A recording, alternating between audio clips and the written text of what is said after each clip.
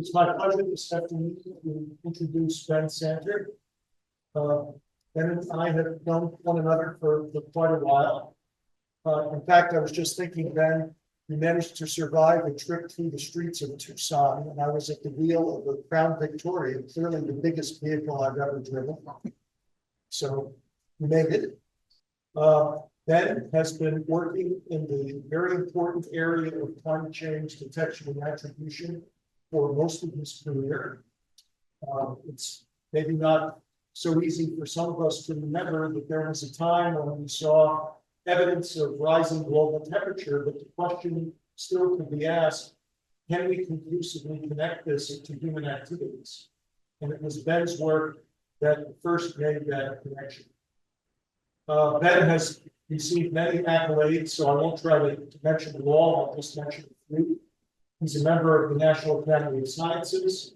He has been a Harvard Fellow, and most recently in February, he was awarded the Carl Gustav Roski Medal by the American Meteorological Society, the highest honor that society could offer.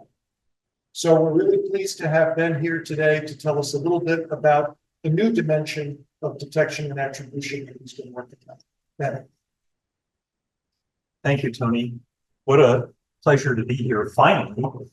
I'm ashamed to say that I've never made it to Rutgers before, but I will be back. So I'd like to tell you a little bit about a paper that we published last year in PNAS and some follow-up work that I've been doing in the last few months. The premise underlying this work is that different influences on climate, natural and human, have different characteristic patterns of climate change. This is a figure actually from the report that we just talked about, Tony, the first assessment report of the climate change science program came out in 2006. And in this report, we looked at simulations from an old climate model, now the parallel climate model, jointly developed by the late Warren Washington, Jerry Neal, folks at Los Alamos and at NCAR. And what Warren and Jerry did was to perform single forcing runs, where they just changed one individual factor according to our best understanding of how that factor had actually changed over the 20th century. And then in model world, you could look at the vertical structure of atmospheric temperature change, in this case, in response to changes in the sun's energy output. Just to orient you here, we're looking from the South Pole on the left to the North Pole, and from close to the surface, right up to about 25, 30 kilometers above the surface. And in the NCAR parallel climate model, this is the fingerprint of a slight change in the sun's energy output over the 20th century. And what you see is warming throughout most of the atmosphere. There's a little noise and small cooling at high latitudes in both hemispheres. But this is, in this model, the pattern of the vertical structure of atmospheric temperature change in response to solar changes.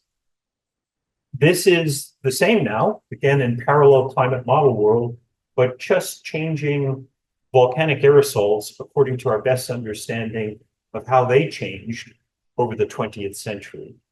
And it shows a pattern that Alan first described and wrote about in a paper in Reviews of Geophysics that's been cited well over 2,000 times now, that tried to understand, really one of the first papers, the effects of massive volcanic eruptions on climate.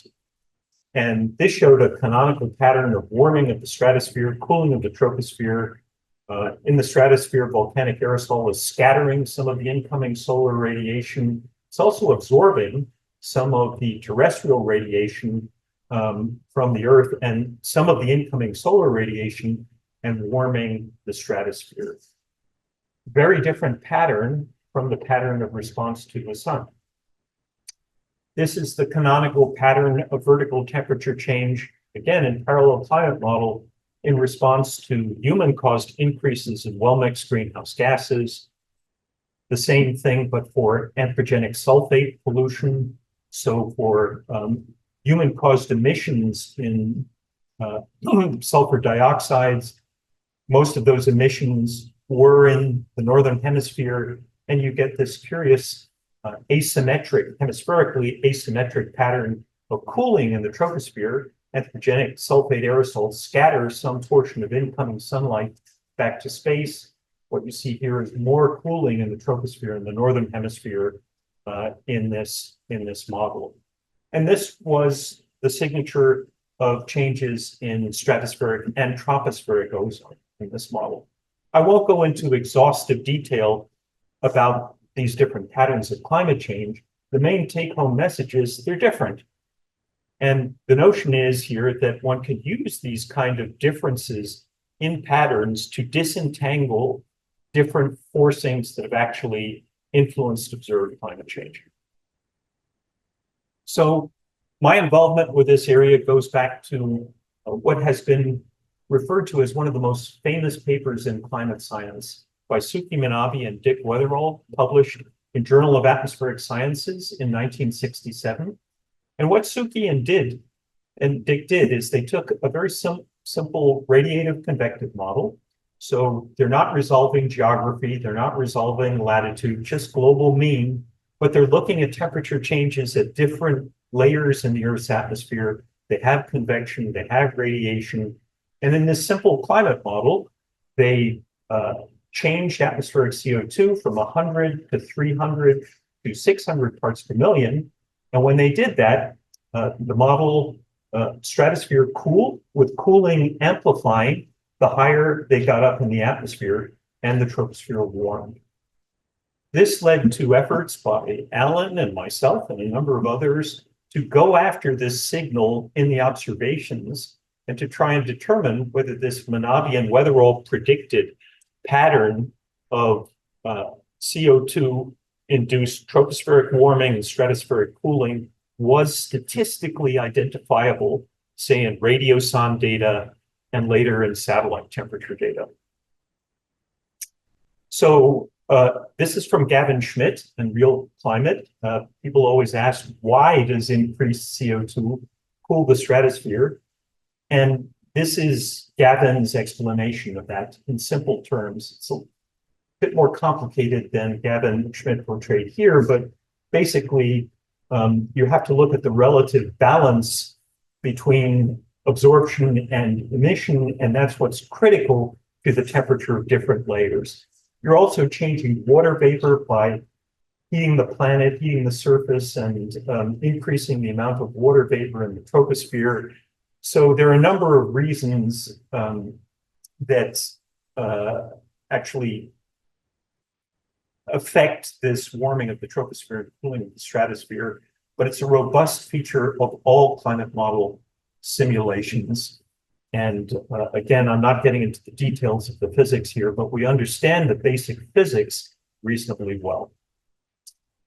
So this was a paper that Alan was a co-author on in 1996, and it exploited these wonderful simulations that Suki and Ron Stauffer and others had performed, which took an early version of the GFDL coupled atmosphere ocean model and ran it for 1,000 years in control run mode to try and generate and analyze the rich decadal century timescale natural variability of the climate system. And Suki and Ron had used transient CO2 increase simulations in this long control run, looked at the question of how unusual observed surface warming was. Alan and Kostya Vinnikov and Ron and Suki looked at this question, the question of the vertical structure of atmospheric temperature change. So exactly what I've shown you now for PCM, we're looking at in the GFDL model. And this was the pattern of response in the vertical to a transient increase of 1% per year in CO2. And you see what I showed you previously. Tropospheric warming, stratospheric cooling. They also looked in the 1,000-year control run at the patterns of intrinsic decadal timescale natural variability. Take-home message, they're very different. Signal and noise look different. The noise on decadal timescales didn't show coherent warming of the entire troposphere, coherent cooling of the stratosphere. It's much smaller scale. The noise in the real world, the patterns of intrinsic natural variability, are being driven by things like the Brewer-Dobson circulation, and they're not operating at the same global coherence scales as the forcing is. Also, as Suki predicted again, the transient simulation shows cooling amplifying with higher altitude in the stratosphere, which is not a characteristic of the natural variability. So Kostya, Alan, Ron, and Suki had this, I think, prescient conclusion here. The observed temperature change for the past 3 decades, again, this is back in 1996, okay, is therefore unlikely to have been caused solely by natural internal variations of the climate system, thereby strengthening the argument that these changes can at least partly be attributed to anthropogenic activities. And you know what? They were right. As Alan pointed out to me today, there were a number of groups independently working on this same problem, trying to exploit the vertical structure of atmospheric temperature change to disentangle human and natural effects on climate. And working together with Ron, Rem, and other colleagues at GFDL, including Bram Oort, we published a paper also in 1996 that looked in radiosonde data and in climate model simulations, not just transient CO2 simulations, but also simulations with changes in anthropogenic sulfate aerosols and in stratospheric ozone. And what we were able to show in this 1996 paper was that qualitatively, the weather balloon data showed a similar curious pattern of warming of the troposphere, cooling of the stratosphere in response to combined human influences on climate.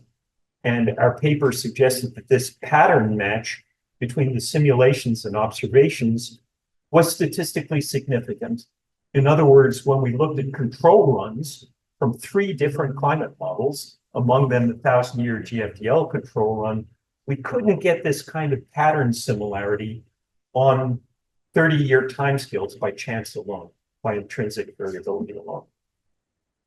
But there were some deficiencies with the weather balloon data, and one of the innovations then was using satellites to measure the vertical structure of atmospheric temperature change. Later on, we tried to use the satellite temperature data from so-called microwave sounders and advanced microwave sounders to do the same fingerprinting, to look in layer average temperatures in the troposphere and in the lower stratosphere at the correspondence between model predicted human influence signals and the satellite temperature data. One knock on this type of work is you never look at sensitivities to uncertainties in things we care about. This graphic gets directly at the heart of that, I think, an unjustified criticism. One of the things we're doing here, if you look at the green, the blue, and the red, is we're looking at different model simulations of natural climate variability. The green simulations, the noise that we're looking at is just from control runs, just the unforced variability in the climate system arising from El Nino, specific decadal oscillation, all that nice stuff. In the blue, we're looking at so-called historical NAT simulations. Those are simulations running from 1850, back then through to 2005, with big volcanic eruptions in them, with larger changes in solar irradiance than we've actually experienced over the satellite era itself, the last 40 years or so. And the red, we're estimating variability from so-called last millennium runs that go back to 850 AD, that have very large volcanic eruptions, much larger solar irradiance changes than we've observed over the 20th century. So the blue and the red are sort of worst case scenarios. If you were trying to detect a model fingerprint in observations, in satellite temperature data, but relative to very big natural changes in atmospheric temperature, the bottom line message here is you could still do it.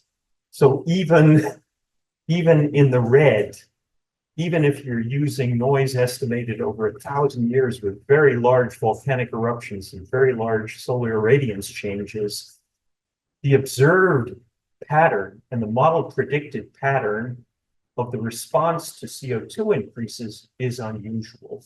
You don't get that kind of cooling of the stratosphere and warming of the troposphere sustained over latitudes and sustained over decades in internal variability or in total natural variability with very large solar and volcanic eruptions. The other thing that's interesting about this figure is that in the real world now, in satellite data, people generate ensembles of observations. So this group called Remote Sensing Systems has done that. And that's why you see multiple green lines or multiple blue lines or multiple red lines. This group in Santa Rosa in California generated a 100-member ensemble where they play through in a Monte Carlo framework all the uncertainty in creating temperature data sets from satellites, from these microwave sounders. They look at orbit drift and the implications of that drift for the sampling of Earth's daily temperature cycle and instrument calibration drift. And that's why you have an ensemble of observations that you can compare with model results. And the bottom line from that, when you look at the spread of the green, blue, and red envelopes, is that that observational uncertainty doesn't preclude identification of that human-caused tropospheric warming, stratospheric cooling fingerprint in observations. So the work I just told you about looked in the lower atmosphere. So it looked up to about 30 kilometers. And these are the so-called weighting functions from the microwave sounding units. These microwave sounding units look at the microwave emissions from oxygen molecules. Those emissions are roughly proportional to the temperatures of different broad layers of the atmosphere. And by measuring at different microwave frequencies, you can back out the temperature of these different broad layers of the atmosphere. But the critical thing in this early work is it wasn't going up high. It wasn't going up into the mid to upper stratosphere. That's the domain of SSU, the stratospheric sounding unit. And that's the region where Suki Manabe and Dick Weatherall predicted that we should see this very large human-caused stratospheric cooling signal in response to fossil fuel burning and increases in CO2. So in our recent work, we decided to repeat vertical fingerprinting, but going up now to 50 kilometers above the surface, exploiting the stratospheric sounding unit measurements and exploiting the fact that in CMIP6, so in the latest phase of the coupled model intercomparison project, many models have sufficiently high tops and sufficient vertical resolution in the mid to upper stratosphere so that you can calculate synthetic satellite temperatures from the model simulation output. And that's what we did. So this shows you from our paper last year for MSU first, so for the lower troposphere, the mid to upper troposphere, and the lower stratosphere, weighting functions that peak at these approximate altitudes, 3, 6, and 19 kilometers above the Earth's surface. You see in blue, the observations. This is from one group only. The others would look similar. In black, the multi-model average from 9 CMIP6 models that have sufficient vertical resolution and high enough tops. And the gray are 32 individual realizations of historical change from these 9 CMIP6 models. And they show warming of the troposphere, cooling of the stratosphere. That vertical line there is the eruption date of Pinatubo. You see, exactly as Alan pointed out in his earliest papers, this stratospheric warming after Pinatubo, the tropospheric warming, and the more gradual recovery of the troposphere from the effects of Pinatubo because of the large thermal inertia of the ocean. Now I'm going to add on the right-hand side the SSU channels. These are fascinating. So they show exactly what Suki predicted. this cooling of the mid to upper stratosphere. Cooling becomes larger in both models and observations the higher up you go. You see that the effect of Pinatubo on stratospheric temperature even is felt in the uppermost SSU channel. And you nicely see this roughly 11-year solar cycle there that is larger the higher up you get into the stratosphere. To first order, the multi-model average from CMIP6 does a really good job capturing the overall cooling in the mid to upper stratosphere and the solar cycle. You can see that there's still, if you're careful and you look at here, there's still a lot of uncertainty in the lower stratosphere in the model response to Pinatubo. So how different modeling groups actually represent the effects of Pinatubo, the decisions that they make about coagulation rates and the radiative properties of the aerosol can have impact on the lower stratospheric warming in response to Pinatubo. Anyway, this is the space we operated in our recent paper, looking at these 6 layers and looking at zonal mean patterns of change in this 6 space: lower troposphere, mid to upper troposphere, lower stratosphere, and the 3 SSU panels. These are these 9 models I mentioned. And the first take-home messages, these are trends over 1986 to 2022. All models in their historical simulations show this canonical pattern of warming of the troposphere, cooling of the stratosphere. The warming is largest over the Arctic, where we've seen the largest decrease in Arctic sea ice extent. There are in the models, again, as you could see in the global mean figure, cooling amplifies in the stratosphere the higher up you get. Here are the observations. These are from 2 different groups, Remote Sensing Systems and the University of Alabama.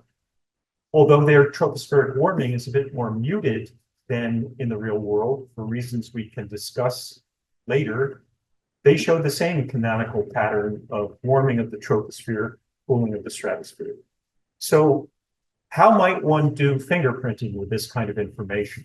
How do we actually compare simulated and observed patterns of the vertical structure of atmospheric temperature change in order to make inferences about the causes of these changes? So I was introduced by one of my postdocs to Matplotlib about 5 or 6 years ago, and it changed my life. I'm a big Matplotlib believer, and I used it to try and explain fingerprinting in simple graphical terms. So what I'm going to show you first are a sequence of satellite measurements from the microwave sounders and the stratospheric sounding unit of the vertical structure of atmospheric temperature change for individual years. This is starting in 1986. And we're going to march forward in time, 1989, 1992. You can see big El Niños coming up here that light up the troposphere like, I guess I don't have it. Yeah, well, 1998 shows that. But over time, you can see that in the satellite data, the troposphere is warming and the stratosphere is cooling. You can compare the spatial similarity between this time sequence of satellite inferred patterns of temperature change with model predicted human influence fingerprints that show this much smoother pattern of warming of the troposphere, cooling of the stratosphere. Why is it smoother? Because we're averaging over many models and many realizations. But even without doing fancy statistics, you can see, wow, to first order, there's some pattern correspondence there. You can look at that pattern similarity using, in this case, a simple spatial covariance statistic. And that reveals what you can see with your eye here, that over time, the satellite patterns of the vertical structure of atmospheric temperature change are becoming more similar to the search for human influence fingerprint.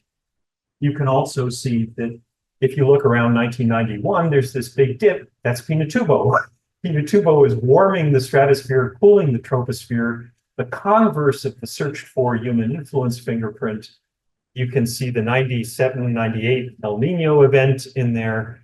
But the bottom line question is this trend, this increasing similarity between the human influence fingerprint and the actual satellite data statistically unusual?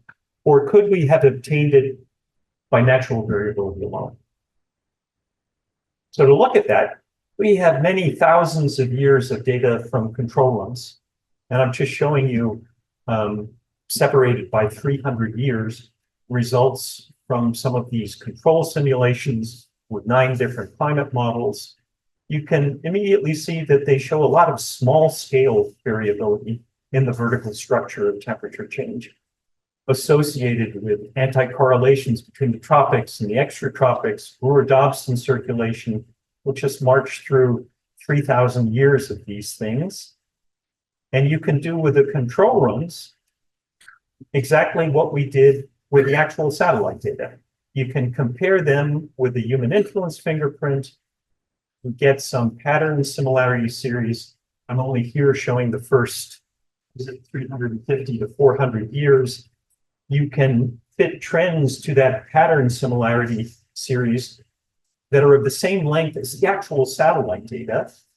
And then you can compare the two. So this is what we actually got when we compared the human influence fingerprint from 9 different climate models with the satellite vertical structure of atmospheric temperature change.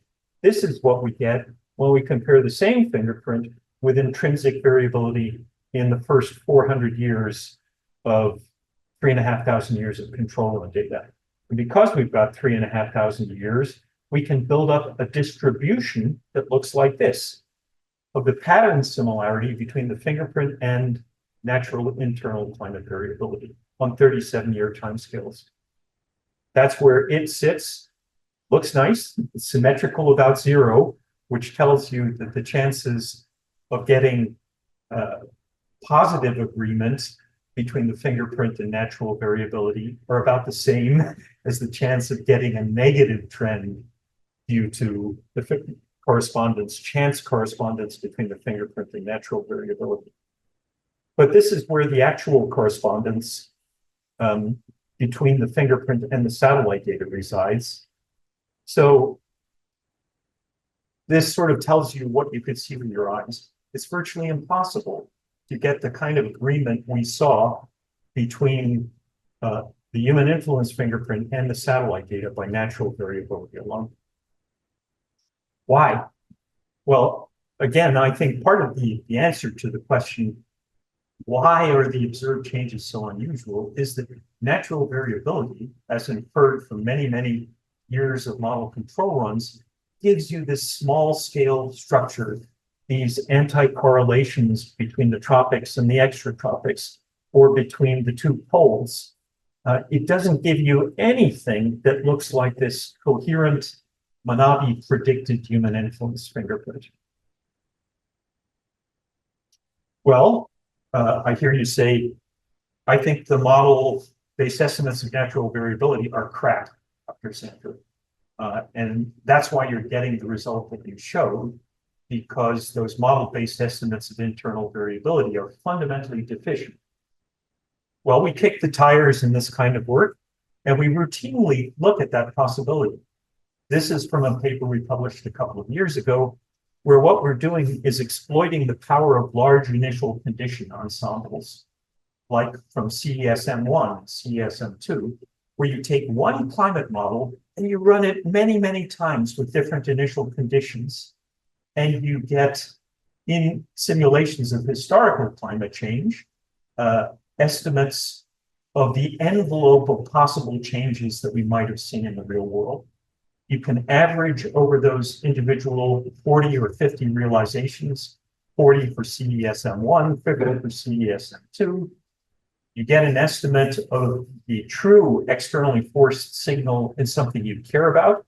In this case, ocean surface temperature changes in the Nino 3.4 region. You can remove that from each of the model realizations and regress that model signal out of the observations. and then look at the spectra of the signal removed residuals, which is what we did here. The kicker is this. If the models were systematically deficient in terms of their amplitude of variability on low frequency timescales, then all the gray lines would be below the blue colored lines. The blue colored lines are for actual observational data. In fact, it's the other way around. There's no evidence from this kind of work that the models we used in our fingerprinting with vertical temperature systematically underestimate the amplitude of low frequency variability. But this is just for ST. You might ask, well, what does this look like for stratospheric temperature? This is what it looks like. So this is with the data I just showed you. Again, the purple here now is from the observations in the SSU channel. The blue is from different groups in the lower stratosphere for the MSU channels. The gray, again, are these 32 realizations from CNIP 6. And there's no evidence at the low frequencies here that the models systematically underestimate the amplitude of low frequency variability. The observational record is short, only 38 years long, which is why we can only go out to about 15 years in order to extract useful information on power spectra here. But the take-home message is this is the kind of stuff we routinely do in order to gain confidence in the model noise estimates that we're using for fingerprinting. So, since Manabe and Weatherall 1967, I would argue that we've known that tropospheric warming and lower stratospheric cooling are a key fingerprint of human effects on climate. Until recently, this fingerprint stopped at about 25 kilometers above the Earth's surface. It didn't look at the mid to upper stratosphere. Now, the stratospheric sounding unit satellite data are good enough to enable us to probe that layer of the atmosphere. Different groups had disagreed before in terms of their analysis of the stratospheric sounding unit data. Now they're in reasonable accord. Including that information, sampling the mid to upper stratosphere improves the detectability of a human fingerprint substantially. Why?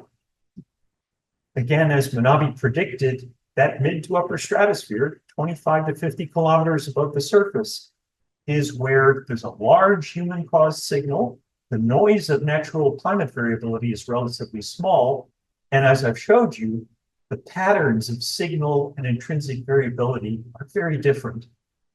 So the observations look more like the forced signal, I showed you that too, than like patterns of intrinsic variability when you look at the observations over the last 38 years.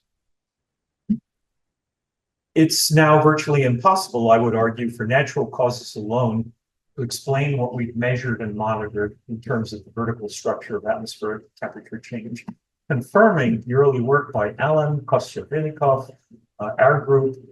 The Hadley Center were also involved in this vertical fingerprinting back in 1996. End of the story. Well, not quite. I'm going to show you a couple of slides now to tell you what I've been doing in retirement recently. I've been looking at this thought experiment. So Einstein was always fond of what he called Gedankenexperimente, thought experiments that you could perform in your head, but not in the real world, like elevators falling at different speeds or trains moving at different speeds. Imagine this thought experiment. What if we actually had satellite data back in 1860? And we had the capability in 1860 to measure atmospheric temperature as accurately as we can do today. When would we have known? If we had been monitoring atmospheric temperature, when could we have said with high confidence what we see in the troposphere or what we see in the stratosphere is on us? It's not natural climate variability, it's us. Now, recall 1860, humans are beginning to ramp up fossil fuel burning, starting to warm the troposphere. We're starting to cool the stratosphere, but those signals are small still. And a lot of other interesting stuff is going on, like the eruption of, and I'll say this correctly now, and I hope, Krakatoa in 1883. So as we're trying to identify human-caused stratospheric cooling and tropospheric warming, assuming we had started monitoring in 1860, boom, Krakatoa goes off, and it's doing the converse of the search for human influence signal. So we didn't know the answer to this question, but the CMIP6 model simulations provide a perfect test bed for looking at this thought experiment. We had never really looked at or exploited the fact that these historical simulations go back to 1850. That's when they're actually initiated. We had focused on the satellite era and on comparing the simulations and the satellite data over the last 30, 40 years or so. So here's what things look like if you go back to 1860. Again, we're looking at the same 6 layers here. So we're looking from the upper stratosphere down to the lower troposphere, starting in 1860, going through to 2023. Again, the model results are from 9 different CMIP6 models. The observation results in blue there are from the NOAA STAR group, Cheng-Chi Shu's group at the University of Maryland, and from remote sensing systems in the lower stratosphere and the troposphere. And the red is the observed trend over 1986 to 2023. I've stared at this figure for a long, long time. And it's quite fascinating. The green lines are major volcanic eruptions.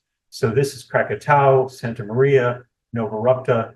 Ellen has looked at these and knows these and has written about these in ice cores and observations. This is El Chichon.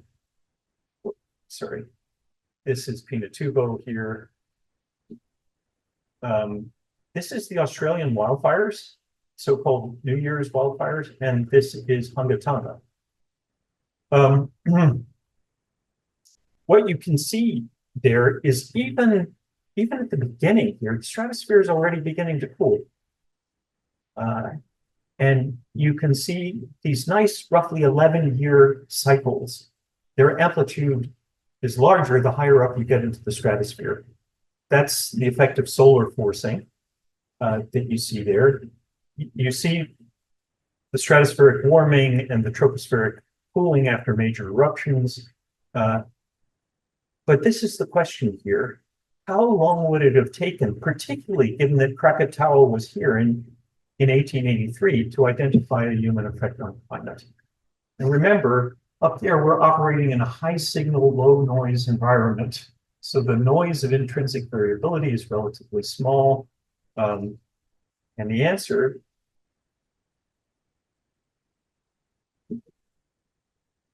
is this. So here we're looking in what I prefer to do, the evolution of signal to noise as a function of timescale, assuming that we started monitoring in 1860, and the first period of time that we looked at was from 1860 through to 1864, and then assuming that we only had 40 years of monitoring, so we stop in 1899. And what you see here is this is the effect of Krakatoa here. Boom, it's going off there. It's warming the stratosphere, it's cooling the troposphere. The converse of the search for human influence fingerprint, signal to noise drops precipitously, but recovers thereafter. And the purple lines are the 3 SSU channels. So that's mid to upper stratosphere. We'll also see these interesting ripples. So this is the effect of solar forcing. As you transition to solar maximum, the sun is warming the stratosphere, and that too is the converse of the search for human influence signal. So signal to noise goes down. These little ripples here are the transition from solar minimum to solar maximum.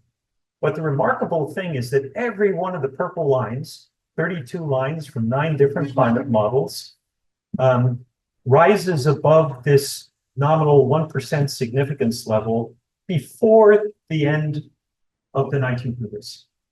So even in the presence of a very large volcanic eruption, you focus on the purple again. Each one of these purple dots is one of 32 CNO6 realizations of historical climate change.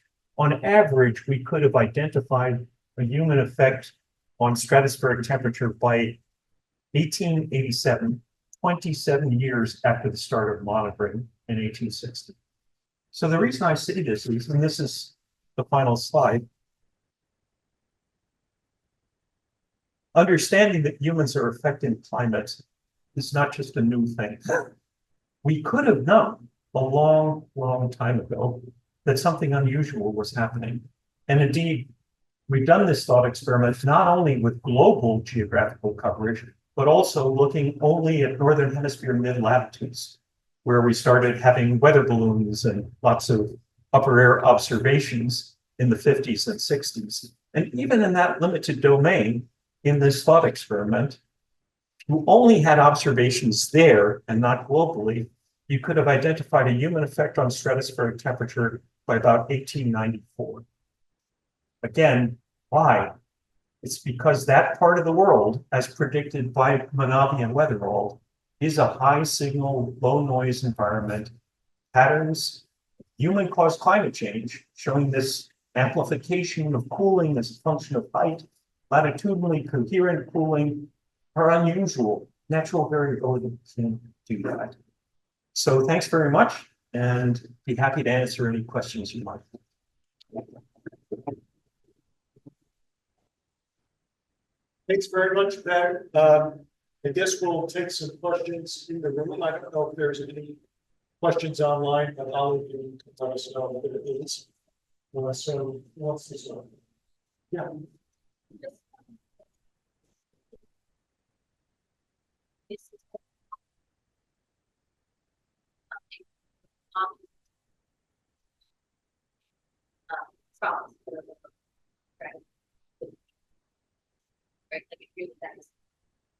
Yeah, that's right. So if you look at this figure, you can see the orange dots are the troposphere, and you can only detect in 2 of the 32 realizations. And the green dots are in MSU, so the troposphere plus the lower stratosphere. And by the end of the 1800s, you can only detect the vertical temperature changes in those 3 MSU levels in 3 out of the 32 realizations. I haven't mentioned this, but I experimented in this paper with different start dates. So I considered, well, how about 1900 if we started then? And there the story is different. You can detect more robustly in the troposphere because the signal is growing. And you can see that in this here, in this figure. See this, the tropospheric signal is pretty noisy over 1860 to 1900 and small, but then it really starts to take off after about 1960, in part because after about 1970 is when we started to recognize that ecrogenic sulfate aerosols have deleterious effects. We instituted controls on those emissions, and the greenhouse gas signal really begins to take off then. So we look at 1860 as the start date, 1900, 1920, which is a volcanically quiescent period. So if you look at 1920 here, not much is going on in terms of major volcanic eruptions. There are not a lot of, well, there are no big green lines there. And then we also look at 1986, when we actually started monitoring. And by 1986, we can detect human influence in every one of these 4 vertical regions. So these guys here. Yeah.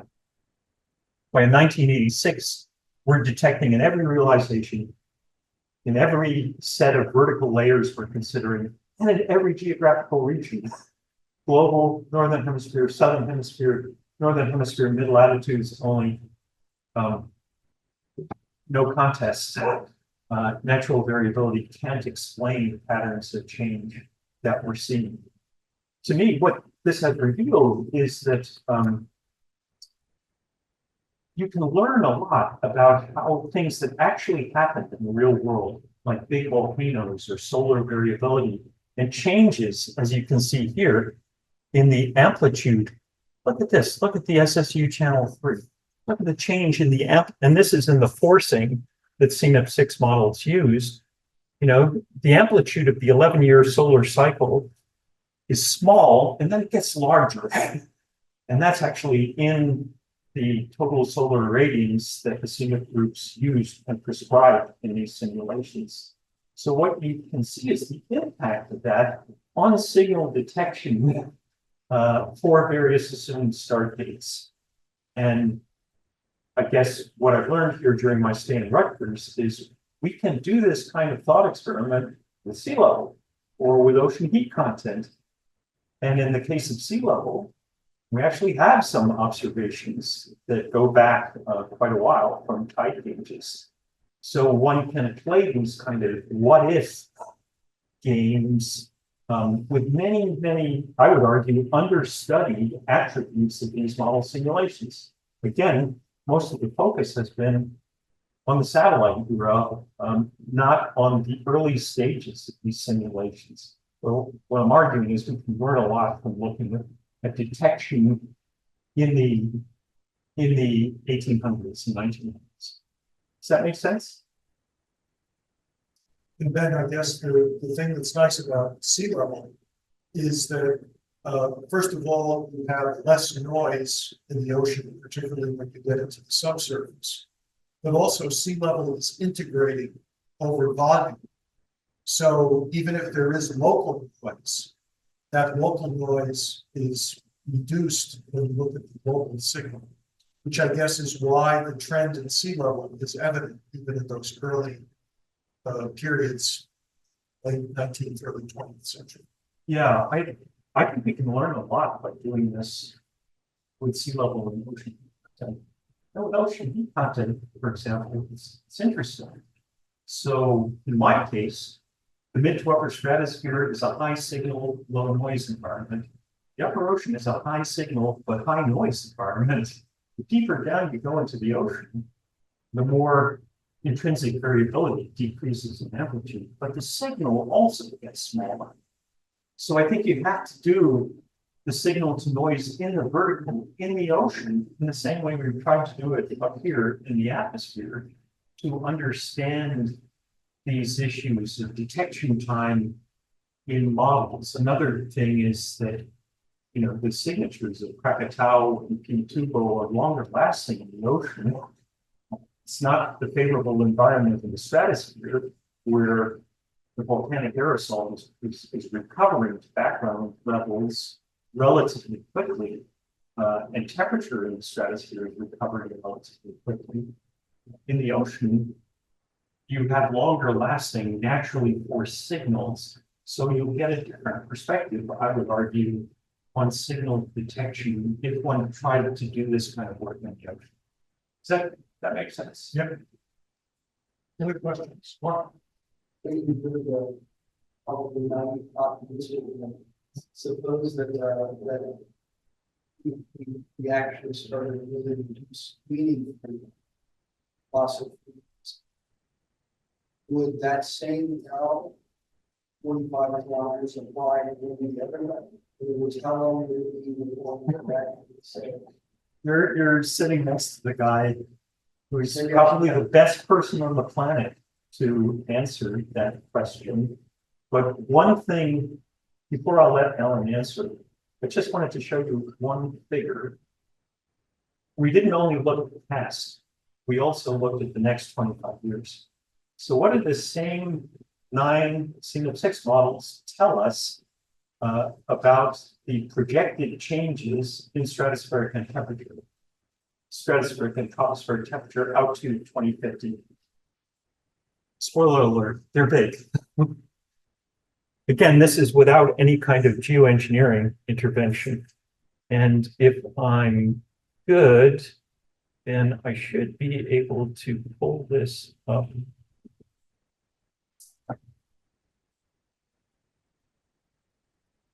Relatively quickly. Oops, maybe not. Do I have to stop share here in order to pull up one slide? Or do you think? Yeah. Okay, here we go. This will work. I'm confident that it will work. Downloads.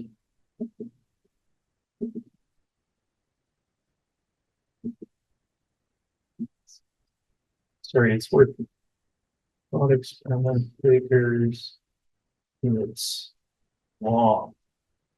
Long 13. Okay, and now I gotta zoom. Now I've got to share again, which I should be able to do here. There we go. Yeah, that worked. So these are the projected changes out to 2050. Look at how large they are in the mid to upper stratosphere. Here, this is from the present, which is here. We're looking at additional 3-4 degrees Celsius of global mean stratospheric cooling. So and I believe, Alan, and correct me if I'm wrong here, but GeoMet considers this, right? That the simulations consider performing some kind of intervention against this kind of very large backdrop of CO2 induced stratospheric temperature change, right? We look at the standard scenario uses RCP SSP 4.5, which is sort of lower that we need to develop 8.5 is this the rate that you're going to get that on. So that's the scenario, Right. Which is, I don't know which scenarios you're using here.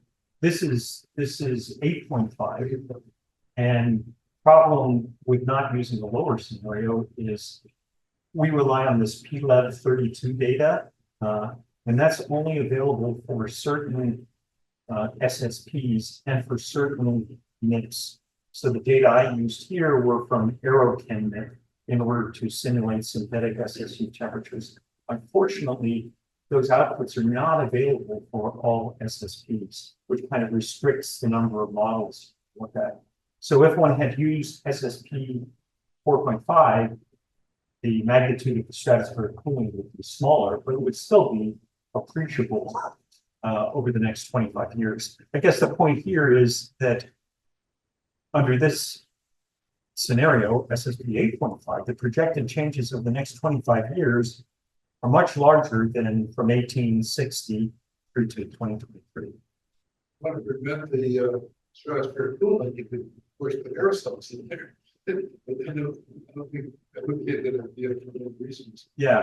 There'd be no reason to do that, but I know that when you put aerosols in, I have a list of a long number of reasons why human generator probably bad ideas. Those are doing standardized experiments with lots of them. Yeah. This was sobering to me to show that the projected changes, at least under this scenario, are very large over a relatively short time horizon in the stratosphere. You have a patient question here after that? Yes. Good talk. And I wanted to find out if you like secret models. You understand like what the factors like are like that one. That's what happened. Yeah, thanks. Let me see whether I understood your question correctly.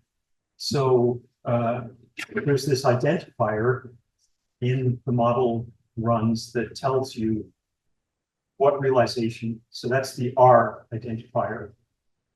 R1, say the Max Planck low resolution model is one of the models I looked at here, low resolution horizontally, not vertically. And that has 10 ensemble members, which I looked at here. IPSL has 6 ensemble members. Those are identified by this R number. There's an I number, which indicates how the historical simulation was initialized. It provides information about, whether the historical was initialized from a pre-industrial control run or a last millennium run.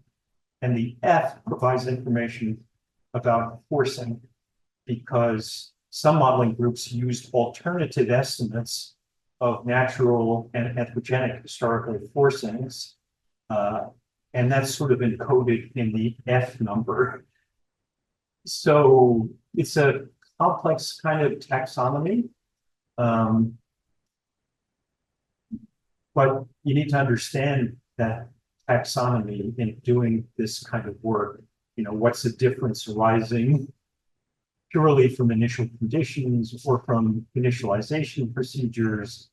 Another initialization thing is that, say, in the large ensembles that I showed you, CESM1 and CESM2, some modeling groups in initializing those large ensembles just take different states of the atmosphere to do the initialization of 50 different ensemble members. Other groups use different initial states of the atmosphere and the ocean. And what stage of ocean multi-decadal variability you sample can influence the trajectory that you get in the historical simulation. So, it's really worth taking some time to understand that taxonomy of R1, I1, F1. I believe there's a P1 as well. I think there are 4 things that are encoded in that label. Does that help? It does help that. The other question is, where would that learn all like physics, realization? Yeah, I think the CF6 web page is a good starting resource there. My former colleague, Carl Taylor, has done an amazing and often unsung job in documenting these kind of things. And if you go to the CF6 website, there's a lot of really, really useful explainer type material about how the experiments were performed, forcings used, and what these different identifiers are. But I think I would add, it is important to remember that the climate models themselves are very complex codes that may contain literally hundreds of thousands or maybe even more than 1 billion lines of code to try to capture the different physical and dynamical processes. So, getting under the hood and figuring out how the model is working, that's a big job and it involves many models. Other questions? Yeah, and I was your tone and have some questions about the mayor of participant assuming that narrative. And I remember that the similarity of satellite and human figure when you start processing next year. So and the similarity of the satellite and the world without estimation is almost zero. And you understand that how is measured part of similarity. How did you calculate the similarity between the? What does that metric represent? Is that the question? Yeah, so the statistical metric is just an uncentered spatial covariance. So I have these patterns of vertical temperature change, say in model world and in the satellite data, and I compare them as a function of time. So with each time point, I can calculate this measure of spatial covariance between the model predicted fingerprint and the actual satellite data, or between the model predicted fingerprint and many thousands of years of patterns of intrinsic variability from control ones. And that's what I do. And then the question is, that red line that I showed when I did that comparison and calculated that spatial covariance between the fingerprint and the satellite data, it showed a large trend over 37 years. Is that trend significant? Or could you get that kind of time increasing pattern similarity just by chance, just due to the vagaries of internal variability on decadal timescales? And in order to answer that question, you need a null distribution, as statisticians call it, where there's no expression of the fingerprint except by chance alone. Sometimes natural variability, PDO, AMO, in concert or in different phases are acting to warm the troposphere. And that's what we're looking at here. What degree of pattern similarity between the fingerprint and intrinsic variability you can expect just due to many, many, many realizations of variability on decadal timescales, to 20-year timescales, to 30-year timescales. So what I can point out is I'm doing this analysis in a timescale dependent manner because the time, the noise in the climate system varies as a function of space and timescale. So you've got to do this kind of work, not just on interannual variability alone, as Manabi and Stauffer pointed out in one of their earliest papers, in their first couple of model simulations, where they looked at patterns of surface temperature variability in various classes of model, with swamp oceans, mixed layer oceans, and coupled oceans, the pattern of variability changes as a function of space and time scale. And we look at that here. One thing that was always drummed into my head when I started this, like Klaus Hasselmann, was look at the noise on the time scale appropriate to the signal that you're looking at. And that's what we do. I don't know if that answered your question. I'm happy to Thank you.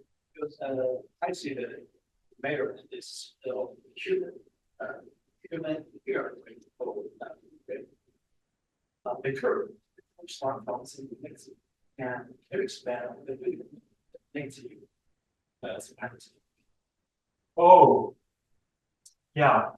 Well,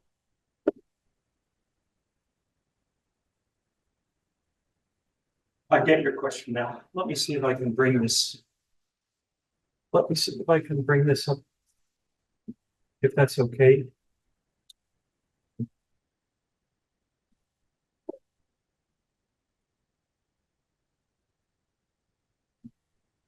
And go back to the.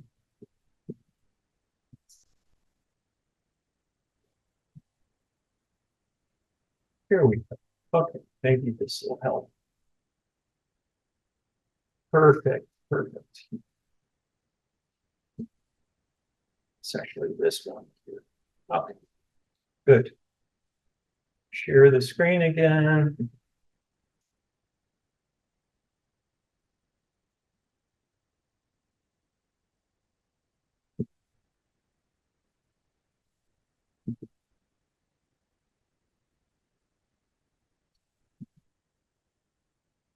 Okay, you see, that's the one you're referring to, right?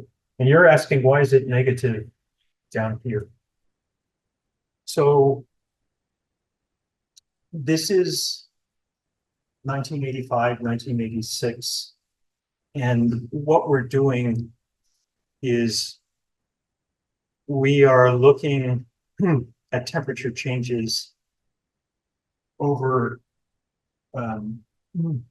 very short period of time. So the first period of time that we're looking at is here in 1986. We're looking at this pattern. Just getting back to this.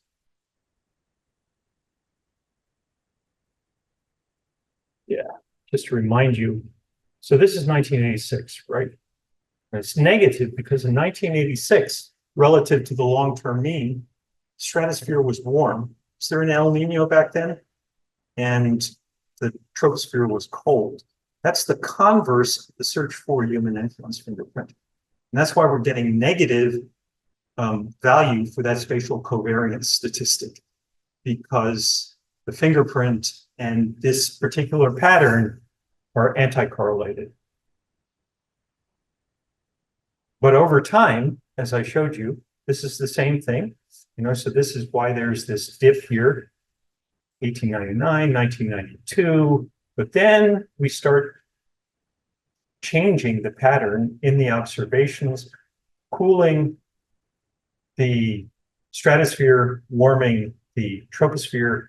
2023 is even more pronounced than this. Does that help?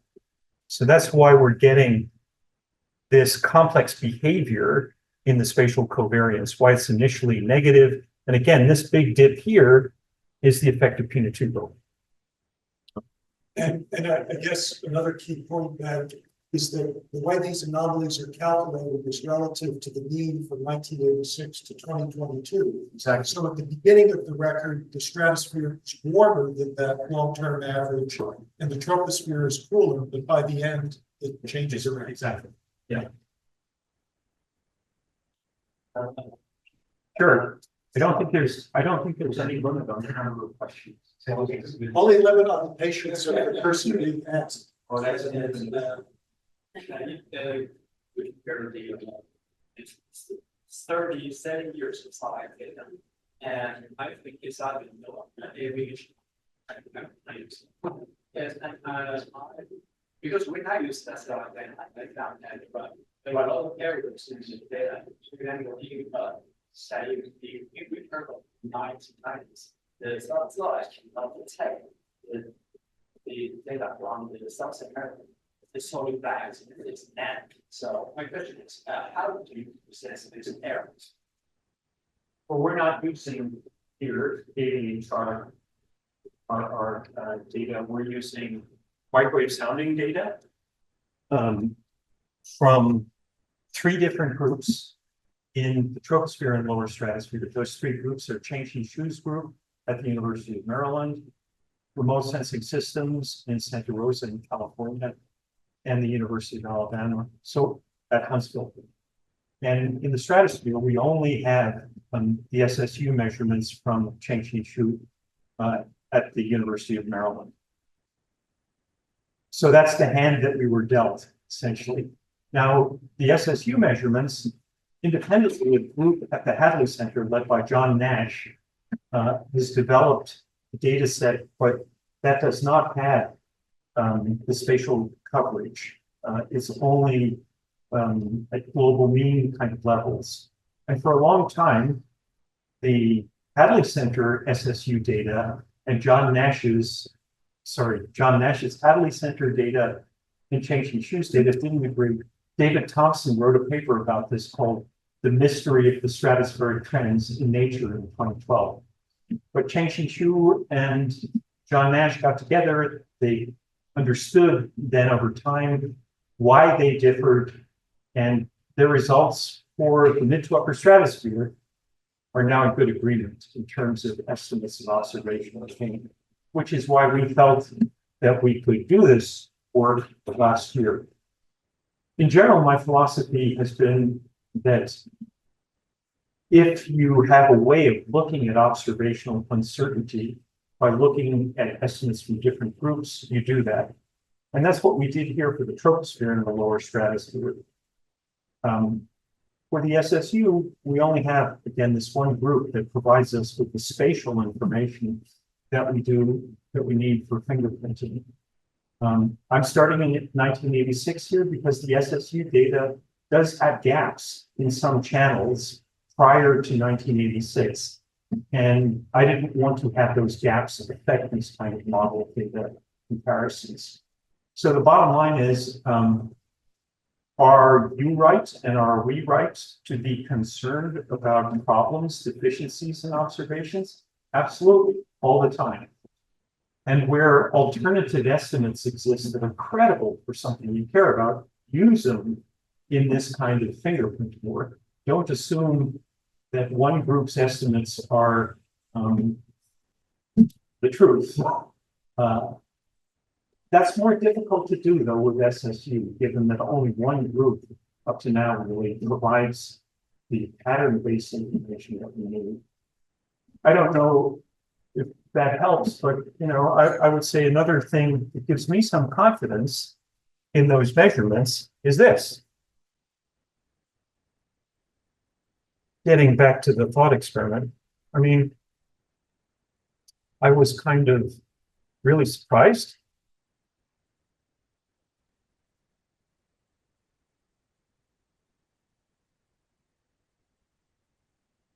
By this. Look at that agreement between the bold line and black, the CMF6 multi-model average, which provides us with our current best model-based estimate of the response forcing, solar forcing, volcanic forcing, and forcing, and the actual observations over the period where the blue and the black were combined. That's something that gives me confidence that even given the limitations of the models and observations, we're seeing agreement between models and observations that is driven by basic physics. It's well understood and predicted by Suki and Dick Weatherall 55 years ago. That's what's driving this pattern of singularity that we're seeing in terms of the vertical structure of atmospheric temperature. All right, I think we thank Ben again. People can still hang around, and as long as Ben wants to have some answers.